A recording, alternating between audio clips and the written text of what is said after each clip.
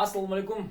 Биздин таксист мекендештер жана таксиге чыгам деп жаткан мекендештерге ар бирине таксиге чыгармасында кисарт деген вопрос менен кездешип жатат. Ошол кисарт боюнча сиздерге бүгүн түшүндүрмө берип кетейин дедим. Кисарт деген бул Москвадагы идентификационный номер берилүүчү. То есть ар бир водительге идентификацион номер берилет. Ошол номерди кантип алыш керек деген суроого такалабыз.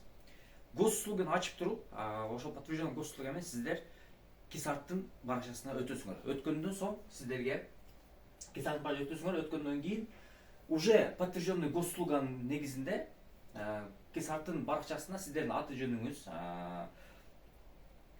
калган справкалар, полностью информация, номер телефона, почта, аты жөнүңүз ошол жакта уже чыгып калат. Биякта кисарттын страницасында аналитика работа такси деген. Ошол жака киргенде сиздер праваңызды сүрөтү тартып туруп, серийный номер жана орган выдачи дегендерди жазып туруп, анан кийин селфи кыласыңар. Селфи кылган соң анфас. Анфас деген бул паспортты ортого алып туруп, өзүңүздү түшөсүңөр. Ошол негизинде сиздерге ID номер уже берилет. То есть получается селфини, анфас жана праваны жүктөп туруп,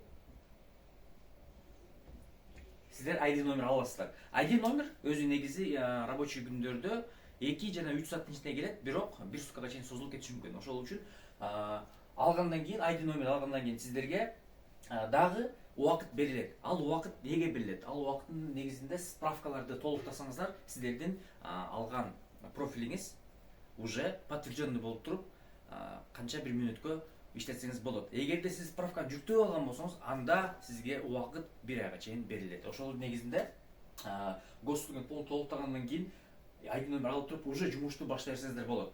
Бирок ошонун ичинде 1 айдын ичинде сиздер справкаларды о несудимости дегендерди толуктап, бул жака жүктөп коюшуңуздар керек.